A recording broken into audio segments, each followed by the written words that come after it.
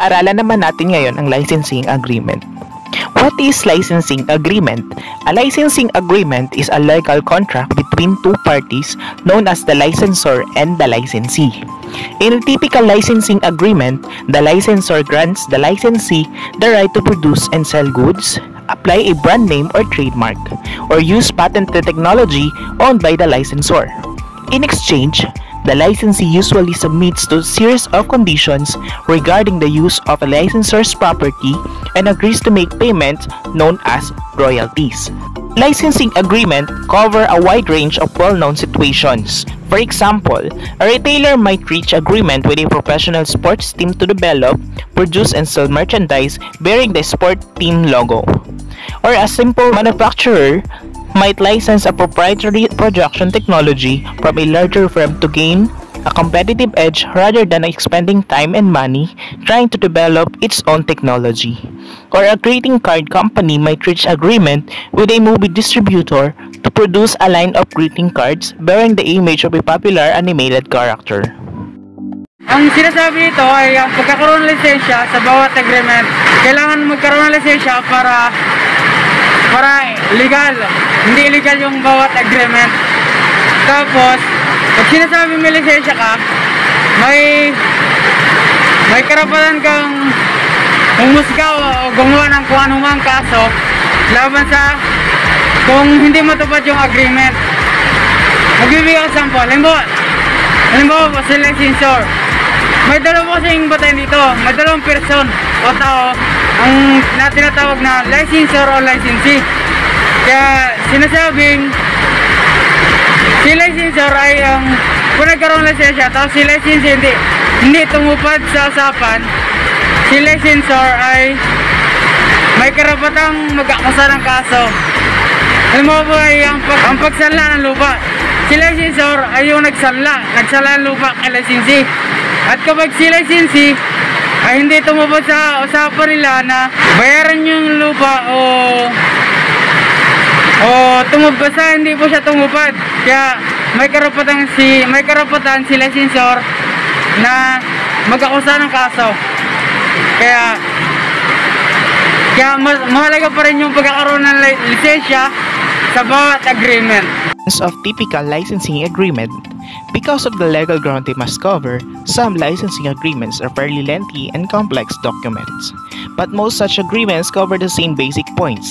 These include the scope of agreement, including exclusivity or territorial restrictions, financial aspects, including required advances, royalty rates, and how royalties are calculated, guarantees of minimum sales, time schedules involving two market dates, length of contract, and renewal options, the lessor's rights of monitoring and quality control, including procedures to be followed, minimum inventories required to be maintained, finally, returns and allowances.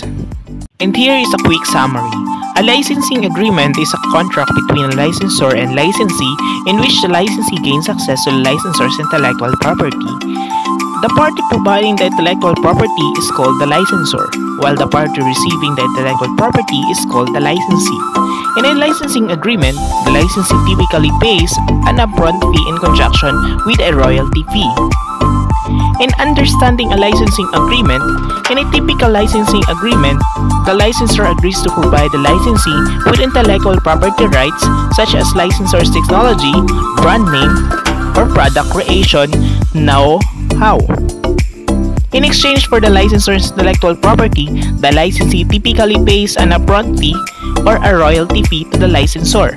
A royalty fee is an ongoing fee paid for the right of use of the licensor's intellectual property.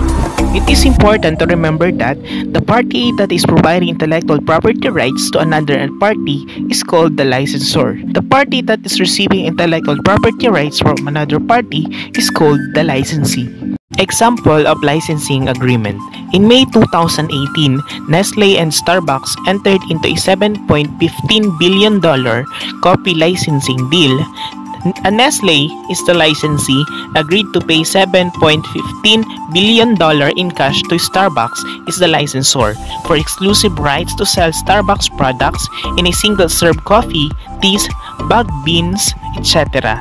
around the world through Nestle Global Distribution Network. Additionally, Starbucks will receive royalties from the packaged coffees and teas sold by Nestle. The licensing agreement provided Starbucks with the ability to drive brand recognition outside of its North American operation through Nestle distribution networks. For Nestle, the company gained access to Starbucks products and strong brand image. Advantage and disadvantage of the licensor and the licensee. Advantage of the licensor include the licensor being able to utilize the licensing distribution network to quickly enter into new geographical regions and foreign markets. The licensor facing lower capital requirements and lower costs due to not having to invest in distribution. The licensor having the ability to generate passive revenues through royalties. The licensor being able to gain an expertise and skills of licensing. Ang advantage naman po ng licensee ay include sa the licensee gaining access to stabilized intellectual property and being able to enter the market and more quickly. The licensee not having to pull resources to conduct research and development to develop their own product or services. The licensee being able to generate revenues by using the intellectual property of the licensors. Ang ibig sabihin po, ang pagkakaiba lang po ng advantage ng isang licensee at isang licensor, ang dito po sa ating gobyerno ay kayang bigyan ng sapat ng authorized ang pagmamay-ari na pwedeng makapasok ng mga produkto kung mayroon itong sapat na lisensya ang isang tao sa pagmamay-ari nito. At pinapatawan ng maliliit na halaga para kinakailangan ng mga investors dahil sa legal na pamamaraan nito. Advantage ng isang licensor at licensee. Ang disadvantage naman ng isang licensor ay maaaring tanggalan o bawian ng nagmamay-ari kung wala ito sapat na lisensya, or ang isang licensor ay pinapatawan ng isang pagnanakaw kapag ang isang nagmamay-ari ay walang sapat na lisensya. At ang isang licensee naman ay may responsibilidad na nakaatang para sa isang produksyon. Ang isang royalties ng isang lisensya ay kailangan magbayad ng paunang bayad dahil sa pagkopya o sa paggawa ng walang katumbasang lisensya na nagmamay-ari nito. A licensing agreement to benefit both parties. So, ang pagkakaintindi ko po dito ay yung isang company ay binibigyan ng isang authorization ang another company upang gamitin ang kanilang product or trademark. So, for example, yung basketball team ng Ginebra. So, mapapansin niyo doon, yung ginagamit nilang logo ay isang brand name ng alcoholic drinks. So, sa ganung sitwasyon, hindi lang yung basketball team ang makikilala, pati na rin yung brand name ng alcoholic drinks. So, pareha sila may benefits. Yun. And then, may two kinds daw ng asset ang licensee. Ito yung technology and intellectual property. So, sa licensing technology, dito pumapasok yung patent. So, yung patent ay binibigay ng government sa isang tao o sa isang nag-create ng isang product upang siya lamang ang gumamit nito o siya lang yung mag-distribute nito sa public. So, yun. Sa licensing intellectual property naman, dito naman pumapasok yung pagti-trademark at copyright. So, parang kabaliktaran lang ito ng technology.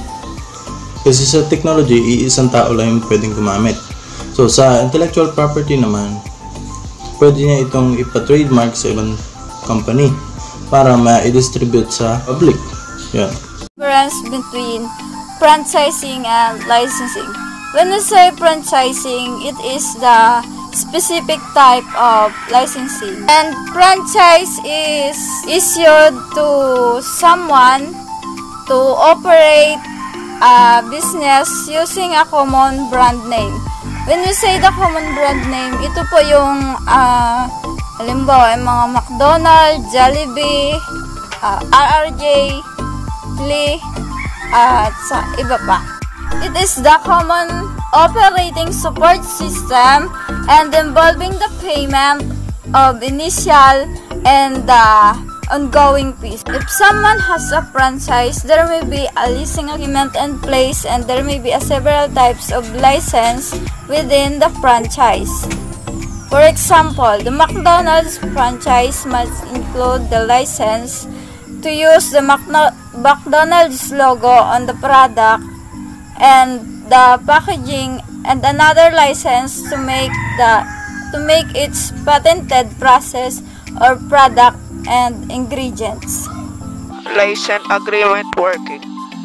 Ang license agreement ay isang kasunduan ng dalawang tao wherein they have agreement about their negotiation.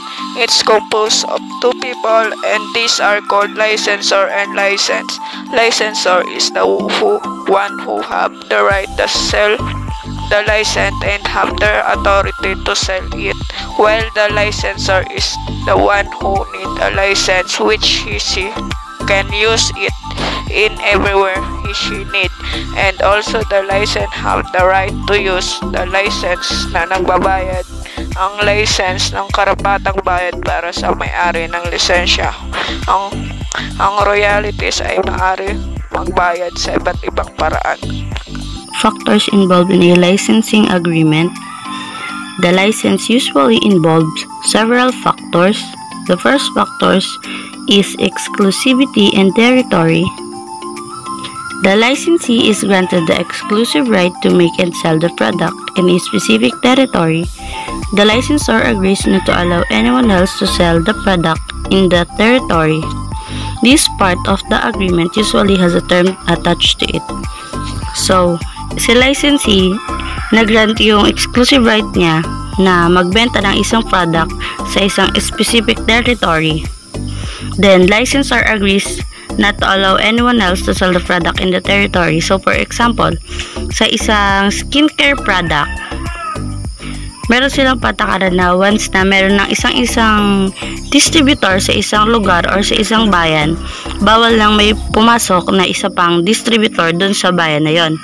So, para makabenta sila or para magkaroon pa ng ibang tao na pwede magbenta ng product na yon dun sa lugar na yon, kailangan nilang magpaalam kay licensee or pwede silang maging reseller ni licensee. So, para makabenta sila ng product dun sa lugar na yon. So, next is subsidiary licensing. The licensee may or may not be granted the right to allow someone else to make or sell its product. These depend on the specific term of the licensing agreement. So, si licensee, siya lang yung pwedeng mag-grant or mag-allow ng isang tao na magbenta ng product kasi nakadepende sa kanya kasi nasa terms of agreement nila ni licensor. So, yun nga, kung gusto mo maging reseller, dapat kay licensee ka magpapa-reseller, hindi sa iba kasi doon sa territory na yun, siya lang yung distributor. Then, payment. As noted above, the licensee typically pays royalties to the licensor. There may be an initial advance against royalties. And then, continuing royalties are based on sales. Royalties may be paid based on a percentage of sales or a fiat rate. Consider which method is best for both parties. So, yung payment, naka-note daw doon na yung payment is naka-base siya sa percentage ng sales. So, ibig sabihin, nakadepende sa sales ni licensee yung magiging hatian nila ni licensor or depende sa usapan nila kung 50% or 2% or 1%. Nakadepende yun doon sa percentage. Monitoring and quality assurance. To protect its product, the licensor requires specific tests and monitoring of sales. The test might include an initial sample of the product to make sure that quality is acceptable. The licensor may require periodic checks of product quality. In addition, the licensor has the right to monitor sales, to check that products are not being too heavily discounted and that the quality is kept high. Monitoring might also include monitoring and quality assurance. So si licensor nang may karapatan siya na mag-test at mag-monitor ng sales. And pwede din kasama rin doon yung pag-check ng mga product, kunwari sa factoring ng skincare, pwede si licensor, pwede siyang magkaroon ng periodic checks of product quality kasi meron na siya yung parang pinaka-may-ari. So pwede niya i-check yung product kung okay ba yung quality, yung manufacturing, yung para maging mataas pa rin yung quality ng isang skincare. So sub-agreement. Within the license agreement, as with other types of contracts, there may be sub-agreements. For example, the licensor may require a non-disclosure agreement to keep the licensee from disclosing proprietary product, features, or processes to others. The licensee may require the licensor to sign a non-compete agreement to keep the licensor from breaking the agreement by allowing someone else to sell the product within the licensee exclusive territory. So, yung sub-agreement sa isang company or sa isang company din, yung pinaka-may-ari or CEO, sinabi niya dun sa assistant niya yung secret ng company nila, kung bakit sila lumago, kung bakit naging malago yung isang company. So, habang nagtatrabaho yung assistant niya at nasinabihan niya nung sekreto na yon, habang nagtatrabaho siya, pwede niyang gamitin yung sekreto na yon. Then after that, kapag nag-resign na siya or tapos na yung contract niya, hindi niya na pwedeng gamitin or hindi niya pwedeng gayahin kasi nakasama yun sa agreement nila. Yes. For creating licensing agreement. There are certainly benefits to licensing your company's assets, but be sure you consider these factors in creating a licensing agreement. We have 8 tips for creating a licensing agreement. So number 1 is establish ownership first. So if you are selling or buying a license for a product, make sure the ownership of that product is clearly stated in the agreement, or also make sure that no one else is using the assets.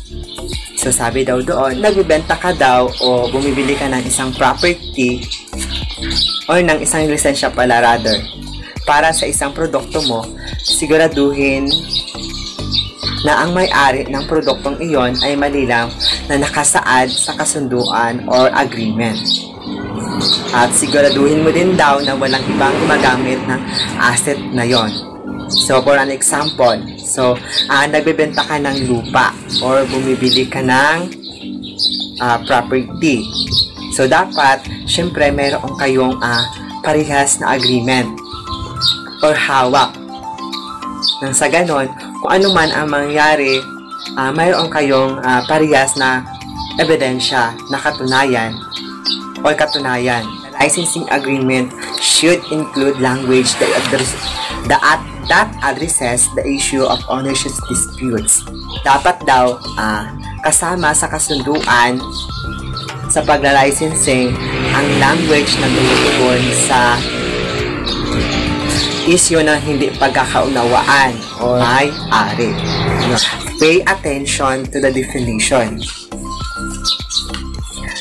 Sabi dito, bigyan daw ng pansin ang kahulugan or ang definition. So, make sure the product process is described completely and clearly. So, there is no misunderstanding about its being licensed. So, dapat sabi daw dito, tiyakin daw ang proseso ng produktong naka-describe ng maayos at malinaw. Next is, explain the process of monitoring and quality assurance. There should be an initial test sample of the product that must be approved, or maybe a created periodic checks should be done on product quality. Product sales monitoring should be spelled out who determines product price. May product be discounted. Sabi dito, paliwanag ang proseso ng pagsisiguro or katiyakan man. Pagsiguro ng katiyakan. So, dapat daw mayroong isang paunang sample or pasubok ng isang produkto na dapat maprubahan bago magawa ang produkto. So, para kumbaga sa pagkain ay mayroong pre-taste. Ganon. So, personal daw na dapat ang mga cheque ay dapat gawin sa kalidad na produkto.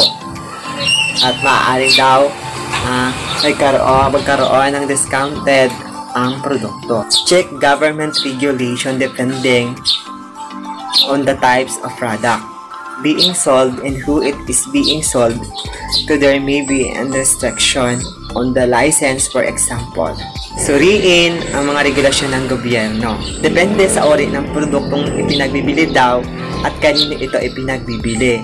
Maaring may mahigpit daw na higpit sa license.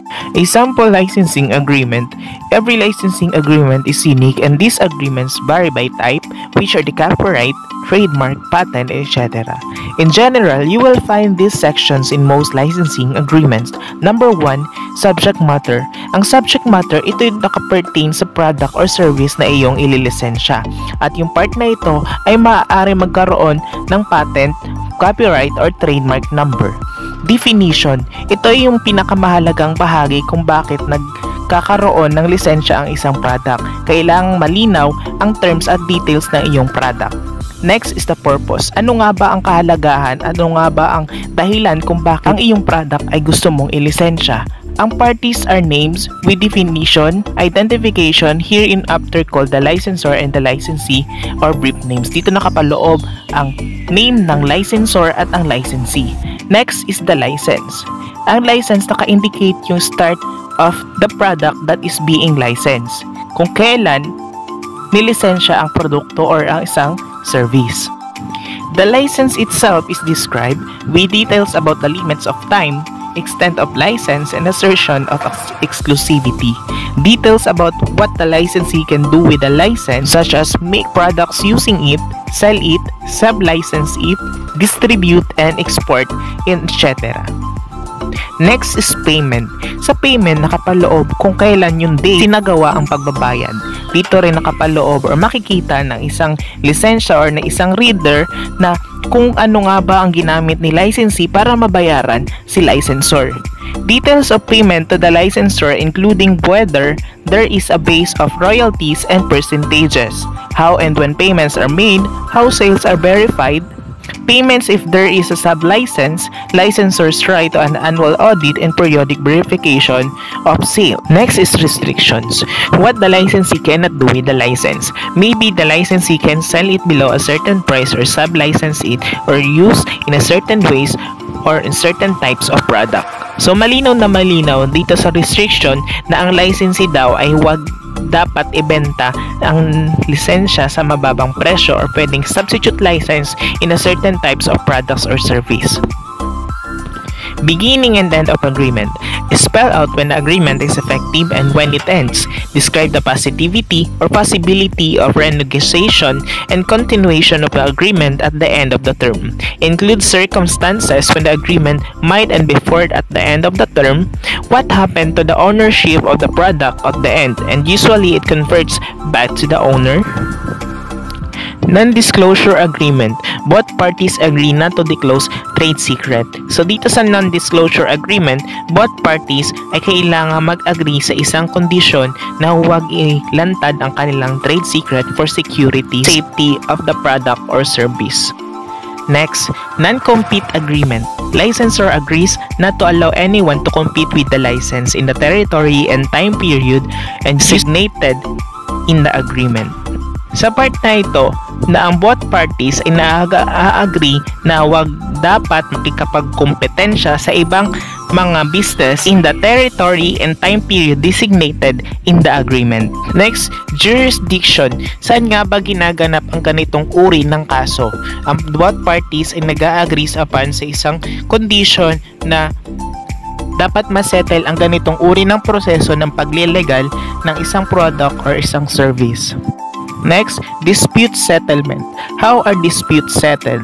Is arbitration a requirement? So sa dispute settlement naman, paano nga ba nasisettle isang dispute? Syempre kinakailangan ng arbitration. Ang arbitration, ito yung proseso para ma-resolve ang isang dispute sa isang korte.